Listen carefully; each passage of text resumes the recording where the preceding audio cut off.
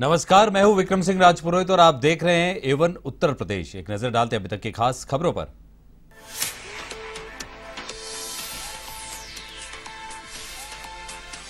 OBC आयोग ने सौंपी सीएम योगी को रिपोर्ट। आयोग की रिपोर्ट से बदलेगा सीटों का समीकरण। अप्रैल में हो सकते हैं यूपी निकाय चुनाव।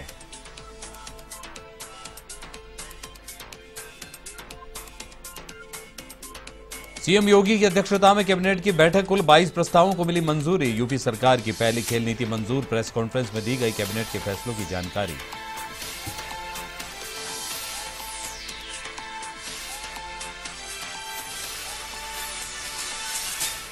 उमेश हत्याकांड के शूटर साबिर के भाई का शव मिलने से फैली सनसनी। बहन के घर में छिपकर रह रहा था जाकिर। हाथ पैर में मिले चोट के निशान।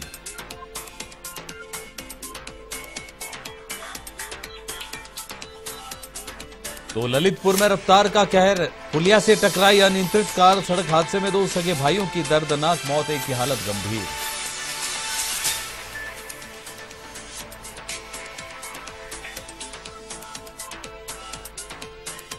औरैया में बड़ा सड़क हादसा, बाइक को टक्कर मारने के बाद डिवाइडर से टकराया ऑटो। हादसे में 7 लोग गंभीर रूप से घायल।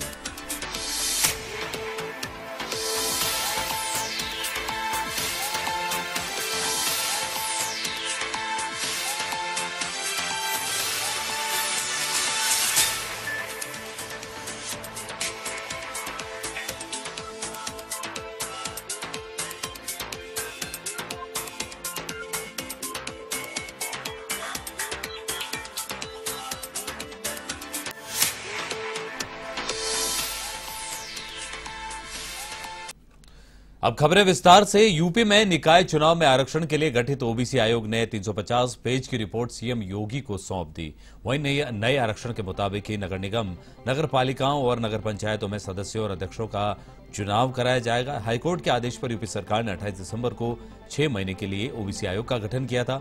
बता दें कि यूपी में नगर निकाय चुनाव पहले जनवरी में कराए जाने थे। इसको लेकर नगर विकास विभाग ने अंतिम आरक्षण की सूची जारी कर दी थी। इस आरक्षण के खिलाफ 65 याचिकाएं हाईकोर्ट में पहुंच गई। इधर हाईकोर्ट के बिना आरक्षण चुनाव करने के आदेशों के तुरंत बाद सीएम योगी आदित्यनाथ की प्रतिक्रिया सामने आई। उन्होंने कहा था कि प्रदेश में पहले ओबीसी आरक्षण देंगे, फिर चुनाव कराएंगे। इसके अगले दिन यूपी सरकार ने ओबीसी आयोग गठित करने का नोटिफिकेशन जारी कर दिया। रिटायर्ड जस्टिस राम अवतार सिंह को आयोग का अध्यक्ष नियुक्त किया। यह आयोग राज्यपाल की सहमति से 6 महीने के लिए गठित किया गया। हालांकि 2.5 महीने से कम समय में ही आयोग ने सीएम योगी को रिपोर्ट सौंप दी।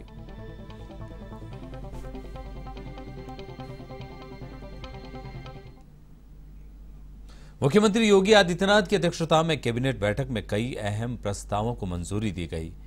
बैठक में कुल 22 प्रस्तावों को मंजूरी दी गई है। इस बैठक में खेल नीति को मंजूरी मिली है। वहीं निकाय चुनाव में अन्य पिछड़ा वर्ग के आरक्षण के लिए तैयार की गई रिपोर्ट पर भी मंथन हुआ है। वहीं मंत्रिपरिषद की बैठक के बाद निर्णयों की जानकारी देने के लिए प्रेस कॉन्फ्रेंस का आयोजन किया गया, जिसमें बताया गया कि यूपी कैबिनेट की बैठक में खेल विभाग का प्रस्ताव पास हो गया है। साथ ही यूपी सरकार की पहली खेल नीति को मंजूरी दी गई है। ऐसे में अब यूपी में खेल प्राधिकरण बनेगा। इसके अलावा उत्तर प्रदेश सरकार ने स्क्रैप पॉलिसी 2023-24 को मंजूरी दी है। मंत्री गिरीश यादव ने बताया कि ग्रामीण स्तर पर स्टेडियम बनाए जाएंगे। वहीं प्रेस कॉन्फ्रेंस में उच्च शिक्षा मंत्री ने बताया कि 4 निजी विश्वविद्यालय को आशय पत्र जारी करने की मंजूरी दी गई है। इसमें टीएस मिश्रा विश्वविद्यालय लखनऊ भी शामिल है। प्रदेश में जो राशन वितरण व्यवस्था चल रही थी, इसमें ई पॉस मशीनें लगाने के बाद बहुत अच्छे परिणाम आए थे। आम गरीब आदमी जिसको राशन के लिए विक्रेता कहीं न कहीं उसको चीटिंग कर देता था, उसके नाम का और किसी को दे देता था, नहीं देता था या फर्जी अंगूठा लेके करता था, उसको खत्म करते हुए ई पॉस मशीनें लगाने का उपक्रम चला था। बहुत ही सक्सेस हुआ, लेकिन उसको और अत्याधुनिक करते हुए आज ये निर्णय लिया गया है कि उसमें अब जो क्रेता राशन कार्ड धारक होगा उसको रिसिप्ट भी मिलेगी, उसके मोबाइल पे एसएमएस भी पहुंचेगा। कि नगरीय निकाय के चुनाव के संदर्भ में 5 दिसंबर को हम लोगों ने एक अनंतिम अधिसूचना डिक्लेयर किया था, जिसके डिक्लेयर होने के बाद कुछ याचिकाएं माननीय उच्च न्यायालय में हुई और उच्च न्यायालय ने कुछ आदेश दिए। उन आदेशों में से की कड़ी में एक आदेश ये था कि ये जो आरक्षण का और बैकवर्डनेस जांचने का जो प्रक्रिया है वो एक डेडिकेटेड कमीशन बना करके, एक समर्पित आयोग बना करके की जाए। तो 27 दिसंबर को माननीय उच्च न्यायालय का आदेश आया था। हम लोगों ने, माननीय मुख्यमंत्री जी ने और सरकार ने उसके तुरंत ही बाद 28 को ही नोटिफिकेशन करके एक 5 सदस्यीय समर्पित आयोग का स्थानीय निकाय राज्य उत्तर प्रदेश राज्य स्थानीय निकाय समर्पित पिछड़ा वर्ग आयोग बना दिया था। लखनऊ के भाजपा प्रदेश कार्यालय पर उप मुख्यमंत्री ब्रजेश पाठक ने प्रेस कॉन्फ्रेंस की, जिसमें समाजवादी पार्टी पर कई घोटालों का आरोप लगाया। ब्रजेश पाठक ने समाजवादी पार्टी के खिलाफ मोर्चा खोला और सैकड़ों घोटाले करने का आरोप लगाया। उन्होंने कहा कि भ्रष्टाचार में संलिप्त लोगों की जांच हो रही है, जल्द ही उन पर कार्रवाई की जाएगी। वहीं उन्होंने तंज कसते हुए कहा कि भ्रष्टाचार मामले में अखिलेश यादव को पद्म विभूषण मिलना चाहिए।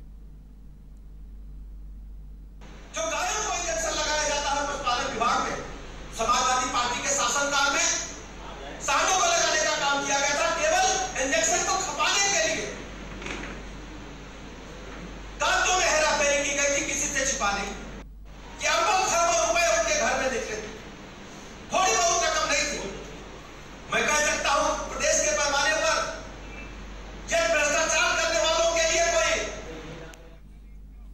यूपी के कैबिनेट मंत्री डॉक्टर संजय निषाद ने मत्स्य विभाग का औचक निरीक्षण किया। मंत्री के औचक निरीक्षण से विभाग में हड़कंप मच गया। इस दौरान सभी कर्मचारी मौके से नदारद मिले, जिस पर मंत्री ने नाराजगी व्यक्त की।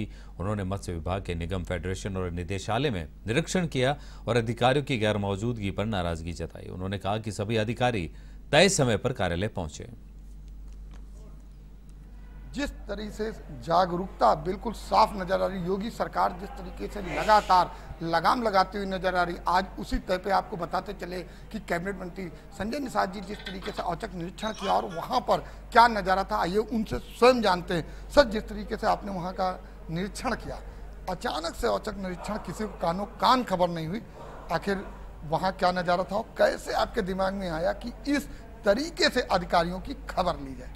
देखिए, समय का बड़ा कीमत होता है और समय का सदुपयोग मोदी जी योगी जी ने कहा है, और उसी समय के देखते हुए मोदी जी योगी ने जनता की चिंता की कि देश आज़ाद होने के 70 साल बाद भी क्यों नहीं आज योजनाएं बनी हैं, जिनको नदियों के किनारे मुगलों अंग्रेजों से उजाड़ने वाले, दैविक आपदा से उजाड़ने वाले लोगों के लिए कांग्रेस पूरे 70 साल में 67 साल में केंद्र की सरकार ने केवल 3 हज़ार करोड़ दिया। आज मोदी जी ने 20,000 करोड़ रुपया दिया, फिर 6,000 दिया, फिर मोदी योगी जी ने प्रधानमंत्री मत्स्य संपदा योजना, दुर्घटना बीमा, निषाद राजबोट योजना, मुख्यमंत्री कल्याण कोष, मुछुआ कल्याण कोष की है, मुख्यमंत्री संपदा योजना, ये सारी योजनाओं को तभी हम दे सकते हैं जो समय से अधिकारी आए, समय से कर्मचारी वही समय से पहुँचाए।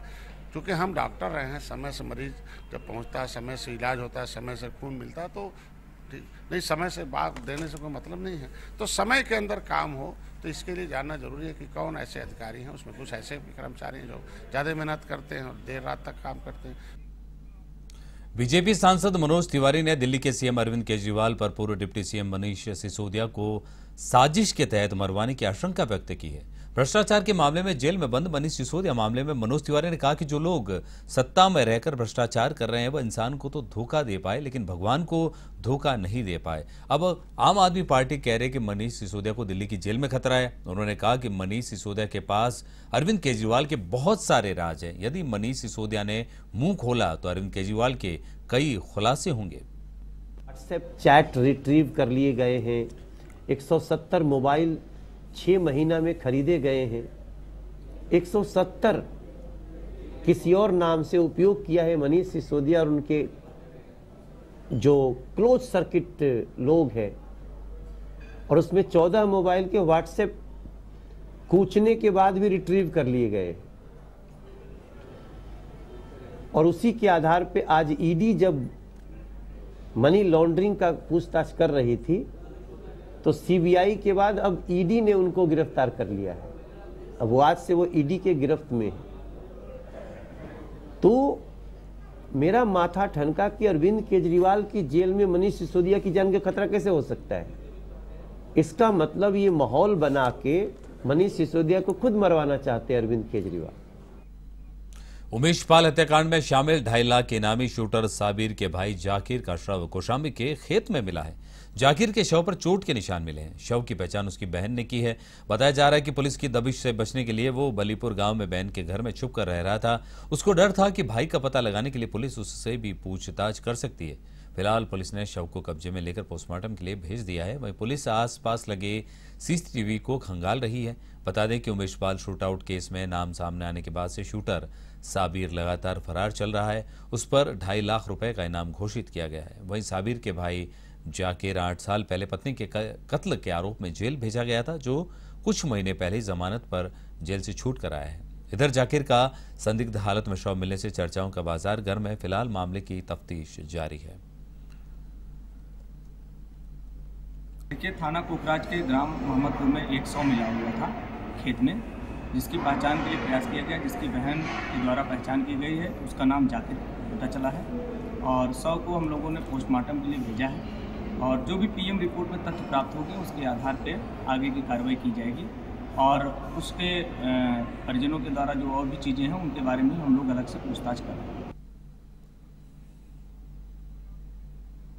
यूपी के ललितपुर में तेज रफ्तार का कहर देखने को मिला। तालबेहट के हाईवे NH 44 पर गणेशपुरा पुल पर एक कार नियंत्रित होकर डिवाइडर से टकरा गई। टक्कर इतनी भीषण थी कि स्विफ्ट डिजायर कार सवार 2 सगे भाई राकिब और साहिब की मौके पर ही दर्दनाक मौत हो गई।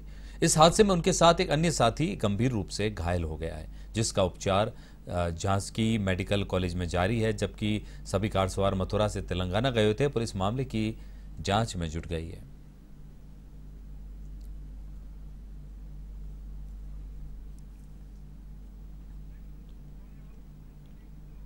खबर यूपी के बरेली से है, जहां पड़ोली में तेज रफ्तार ट्रक की चपेट में आने से बाइक सवार गंभीर रूप से घायल हो गया। वहीं इस दौरान ट्रक एक दीवार में घुस गई, जिससे ट्रक चालक भी घायल हो गया।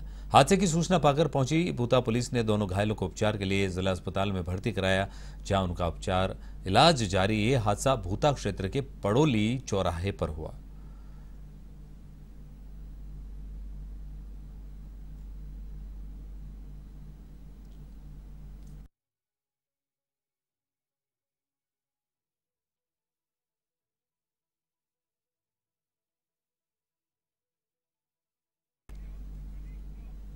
औरैया कोतवाली में इंडियन ऑयल चौकी पर बड़ा हादसा हुआ है। यहां कानपुर देहात की ओर से आ रहे बाइक सवार पति पत्नी देवर और बच्चे को ऑटो ने टक्कर मार दी। वहीं इसके बाद ऑटो अनियंत्रित होकर डिवाइडर से टकरा गया। इस हादसे में 7 लोग गंभीर रूप से घायल हो गए।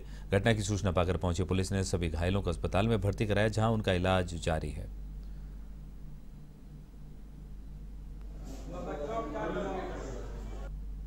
ये बाइक और टेम्पो के बीच में टक्कर हुई थी, तो उसमें कुछ लोग सिकंदरा के हैं, कुछ कानपुर देहात के हैं। लोगों के आपस में टक्कर हुई थी। टोटल 7 लोग आए हैं यहाँ पे, तो उसमें से 2 को थोड़ा गंभीर चोट है, उनको रेफर किया गया। अलीगढ़ के राजमऊ गांव में अज्ञात बदमाशों ने किसान की हत्या कर दी। वहीं इसके बाद बदमाश 5 पशुओं को खोल कर ले गए। किसान राकेश अपने घर पर सो रहा था, तभी बदमाशों ने वारदात को अंजाम दिया। इधर घटना की सूचना पाकर पहुंची पुलिस ने मौके से साक्ष्य जुटाए। फिलहाल पुलिस मामले की जांच में जुटी है।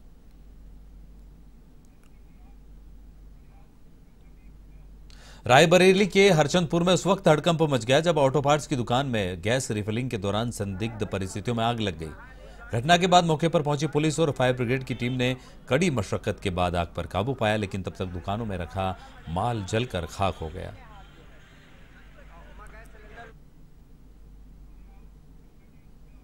औरैया कोतवाली के पछिया बस्ती में अवैध कच्ची शराब के खिलाफ आबकारी विभाग इलाहाबाद व कानपुर की संयुक्त टीम द्वारा ताबड़तोड़ कार्रवाई की गई, जिसके बाद शराब माफियाओं में खलबली मच गई और जमीन में गड़े 400 लीटर लहन को बाहर निकालकर नष्ट कर दिया गया। इस मौके पर आबकारी इंस्पेक्टर GN सिंह, आबकारी इंस्पेक्टर पद्म सिंह के अलावा आबकारी अधिकारी और विभाग की टीम मौजूद रही।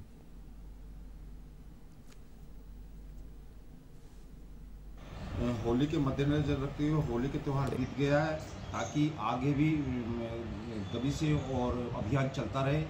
EIB की टीम इलाहाबाद से आई हुई थी, प्लस कानपुर इन्फोर्समेंट की टीम और जनपद की टीमों ने छापेमारी की थी। पछिया बस्ती में 400 kg लहन नष्ट हुआ है, बाकी शराब की बरामदगी नहीं हुई है।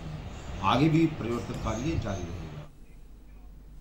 तो फिलहाल एवन उत्तर प्रदेश में इतना ही, लेकिन बाकी खबरें देखने के लिए आप देखते रहें एवन न्यूज।